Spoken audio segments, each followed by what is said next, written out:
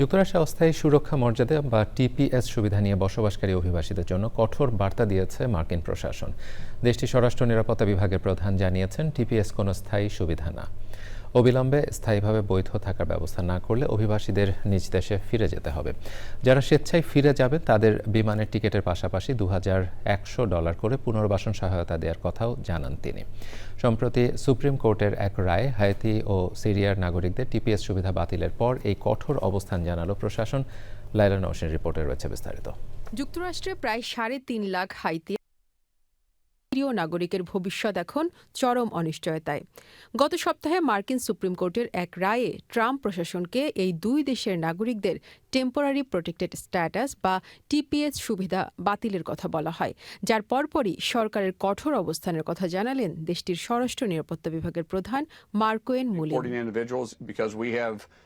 সিএনএনের state of the union অনুষ্ঠানে মুলিন জানান, যারা যুক্তরাষ্ট্রে থাকতে চান তাদের আইনি কাগজপত্র সম্পন্ন করতে হবে, অন্যথায় সরকার তাদের ফেরত পাঠাবে। তবে স্বেচ্ছায় ফিরে গেলে মিলবে আর্থিক প্রণোদনা।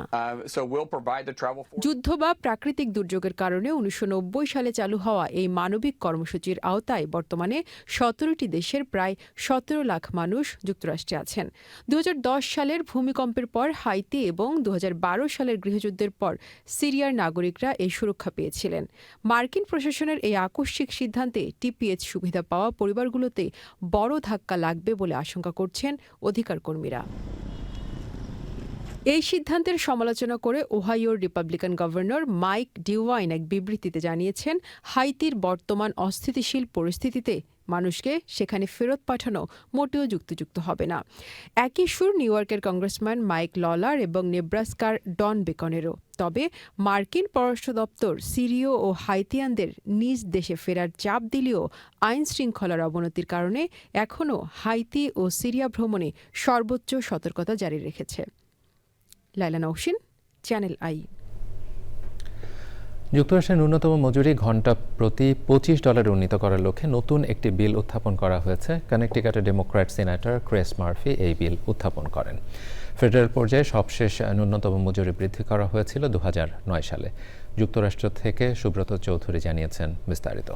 The living wedge for all act নামে প্রস্তাবিত এই বিলটি কার্যকর হলে এটি হবে যুক্তরাষ্ট্রের ইতিহাসে ফেডারেল ন্যূনতম মজুরির সবচেয়ে বড় বৃদ্ধি।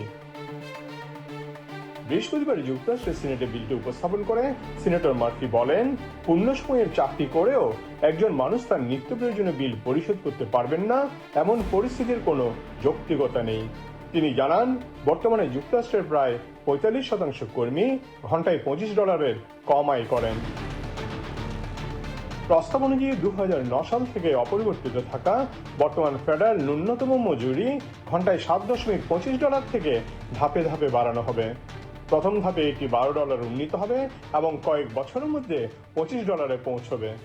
বড় প্রতিষ্ঠানগুলোকে তুলনামূলক দ্রুত সময়ের মধ্যে এই নতুন মজুরি কাঠামো বাস্তবায়ন করতে হবে। উল্লেখ্য, ফেডারেল পর্যায়ে সর্বশেষ ন্যূনতম মজুরি বৃদ্ধি করা হয়েছিল 2009 সালে, অর্থাৎ প্রায় 1.5 দশকেরও বেশি সময় ধরে এটি অপরিবর্তিত রয়েছে। Subrata Chowdhury, Channel I, New Jersey, America. যুক্তরাষ্ট্রের president Donald Trump great American state ফেয়ারের সাফল্য নিয়ে ট্রুথ সোশ্যালে একটি পোস্ট করেছেন। পোস্টের শেষ দিকে তিনি সাবেক প্রেসিডেন্ট বারাক ওবামা ও জো বাইডেনকে কটাক্ষ করে বলেন, আপনি কি মনে করেন যে ওবামা বা স্লিপি জো বাইডেন এটা করতে পারতেন? উত্তর হলো না। ট্রাম্পের দাবি, গ্রেট আমেরিকান স্টেট ফেয়ারের সাফল্য তার প্রশাসনের আমেরিকার 250তম স্বাধীনতা বার্ষিকী উদযাপনের পরিকল্পনার প্রতি জনসমর্থনের প্রতিফলন। একই সঙ্গে তিনি পোস্টের সাবেক প্রেসিডেন্ট ওবামা ও বাইডেনের সমালোচনাও করেন। ট্রাম্পের এই মন্তব্য রাজনৈতিক অঙ্গনে নতুন করে আলোচনা তৈরি করেছে। তবে ওবামা বা বাইডেনের পক্ষ থেকে এ বিষয়ে তাৎক্ষণিক কোনো প্রতিক্রিয়া পাওয়া যায়নি। ক্যালিফোর্নিয়ার স্যান হোসের একটি জনপ্রিয় বিনোদন কেন্দ্রে বন্দুক হামলায় একজন নিহত এবং আরেকজন গুরুতর আহত হয়েছেন। স্থানীয় পুলিশ জানিয়েছে, বিশ্বকাপের ম্যাচ দেখতে গড়ে ওঠা এই ফ্যান জোনে রোববার এই ঘটনা ঘটে। তবে সেখানে কোনো বিশ্বকাপ ম্যাচ সম্প্রচার করা হচ্ছিল না। স্যান হোসে পুলিশ সামাজিক যোগাযোগ মাধ্যমে এক্সে এক পোস্টে জানায়, গুলিতে ঘটনাস্থলে একজন মারা যায়। আশঙ্কাজনক অবস্থায় আরেকজন স্থানীয় একটি হাসপাতালে ভর্তি হয়েছেন। পুলিশ জানিয়েছে, ঘটনাটি হত্যাকাণ্ড হিসেবে তদন্ত করা হচ্ছে। এ সময় আশেপাশের বেশ কয়েকটি সড়ক বন্ধ করে দেওয়া হয়। প্রত্যক্ষদর্শীরা জানায়, ঘটনার সময় সেখানে বিপুল সংখ্যক পুলিশ মোতায়েন ছিল। একাধিক পুলিশের গাড়ি দেখা যায় এবং সাদা চাদরে আংশিকভাবে ঢাকা এক ব্যক্তিকে স্ট্রেচারে করে ইউনিফর্ম পরা কর্মীরা দ্রুত ঘটনাস্থল থেকে সরিয়ে নিয়ে যান। ঘটনার পর পুরো এলাকা পুলিশ ঘিরে ফেলে এবং আশেপাশের অধিকাংশ বার বন্ধ করে দেওয়া হয়। ৪ জুলাই স্বাধীনতা দিবসের আগেই যুক্তরাষ্ট্রের মধ্য ও পূর্বাঞ্চলের বিস্তীর্ণ এলাকায় আঘাত এনেছে একটি বিপজ্জনক ও দীর্ঘস্থায়ী তাপপ্রবাহ। বর্তমানে ১৪ কোটিরও বেশি মানুষ জাতীয় আবহাওয়া পরিষেবার জারি করা তাপ সতর্কতার আওতায় রয়েছে। আবহাওয়াবিদদের আশঙ্কা, সপ্তাহের শেষ দিকে পূর্বাঞ্চলের অনেক এলাকায় সর্বকালের সর্বোচ্চ তাপমাত্রা রেকর্ড ভেঙে যেতে পারে।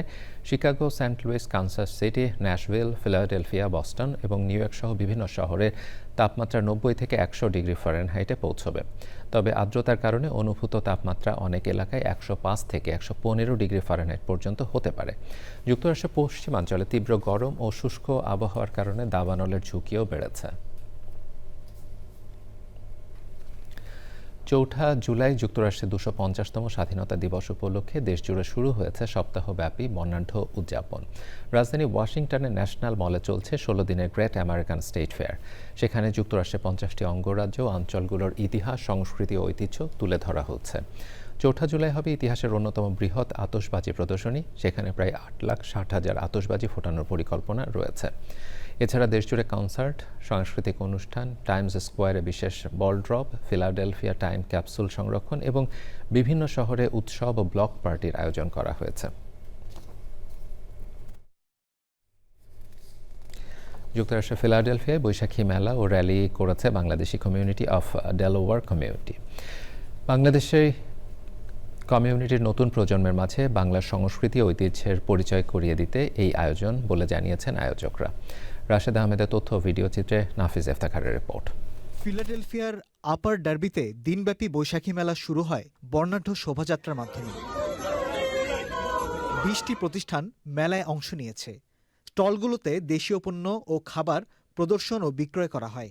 আয়োজনে র্যাফেল ড্রতে প্রথম পুরস্কার দেওয়া হয় একটি গাড়ি।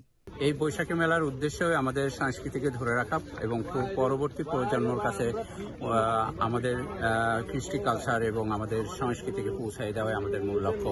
স্থানীয় বাংলাদেশিদের মিলন মেলায় পরিণত হয় মেলা চত্বর। সম্মাননা জানানো হয় পৃষ্ঠপোষকদের। দেখছেন, আমরা র্যালির মাধ্যমে আমরা তুলে ধরতে চাইছি আমাদের কালচার, প্লাস আমরা কি ধরনের পোশাক বৈশাখীতে পরিধান করে থাকি। আমরা একটু দেরিতে হলেও আমাদের বৈশাখী মেলাটার আয়োজন করছি, যেটা অসাম্প্রদায়িক, যেটাকে বলে আমরা সবাই মিলে আনন্দ উপভোগ করবো আজকের। সাংস্কৃতিক আয়োজনে আবৃত্তি ও গান পরিবেশন করেন প্রবাসী বাংলাদেশি শিল্পীরা। নাফিস ইফতেখার, চ্যানেল আই। যুক্তরাষ্ট্রের ভার্জিনিয়ায় হলো বাংলাদেশের জনপ্রিয় সঙ্গীতশিল্পী মোজা ও প্রতীক হাসানের এক বর্ণাঢ্য কনসার্ট। প্রতিকূল আবহাওয়া উপেক্ষা করে হাজারো প্রবাসী বাংলাদেশের উপস্থিতিতে মুখর হয়ে ওঠে অনুষ্ঠানস্থল। ওয়াশিংটন ডিসি থেকে স্যাম রিয়ার রিপোর্ট। যুক্তরাষ্ট্রের ভার্জিনিয়ার ফেয়ারফ্যাক্সে অবস্থিত ক্রিসেন্ট স্টুডিও প্রাঙ্গণে পরিণত হয় এক টুকরো বাংলাদেশে। জনপ্রিয় সঙ্গীতশিল্পী মোজা ও প্রতীক হাসানের ওপেন এয়ার কনসার্ট উপভোগ করতে সেখানে ভিড় জমান প্রায় ১,০০০ প্রবাসী বাংলাদেশি। গুড়ি গুড়ি বৃষ্টি আর বৈরী আবহাওয়াও দর্শকদের উৎসাহে ভাটা ফেলতে পারেনি। আবহাওয়ার কারণে ওপেন এয়ার আয়োজনটি পরে হাইব্রিড কনসার্টে রূপ নেয়। শো দেখার পরে আমরা রিয়েলাইজ করছি শোটা অনেক সুন্দর হয়েছে, সবাই অনেক এনজয় করছে। সন্ধ্যা বাড়তে একে একে মঞ্চে উঠেন শোয়েব রহমান, সামির মাহমুদ, প্রতীক হাসান ও মুজা। তাদের জনপ্রিয় গানগুলোর সঙ্গে কণ্ঠ মেলান দর্শকরা।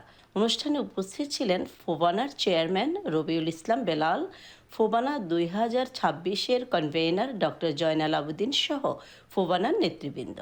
এ সময় তারা বিভিন্ন ব্যক্তি ও প্রতিষ্ঠানের হাতে সম্মাননা স্মারক তুলে দেন। আমরা আপনাদের থেকে যদি আরো বেশি উৎসাহিত হই, সামনে অর্গানাইজার, স্পন্সররা করার জন্য আরো বেশি সাহস পাবে। প্রবাসে বাংলা গান ও সংস্কৃতির এমন আয়োজন প্রবাসী বাংলাদেশিদের মিলন মেলায় পরিণত হয়। আয়োজকদের আশা, ভবিষ্যতেও এই ধরনের সাংস্কৃতিক আয়োজন আরো বড় পরিসরে অব্যাহত থাকবে। The arrangement is a bit first time for me, যে এরকম একটা বিশাল আয়োজন তারা করেছে এবং এই অনুষ্ঠানের সাথে প্রত্যক্ষ এবং পরোক্ষভাবে যারা জড়িত তাদের সবাইকে কৃতজ্ঞতা এবং ধন্যবাদ জানাই। হয়ে গেল ভার্জিনিয়াতে biggest summer open air concert, যেটিতে প্রতীক হাসান এবং মোজা গান গেয়েছেন এবং অনুষ্ঠানটি অত্যন্ত সাফল্যমণ্ডিত হয়েছে। ওয়াশিংটন ডিসি থেকে স্যামরিয়া, চ্যানেল আই।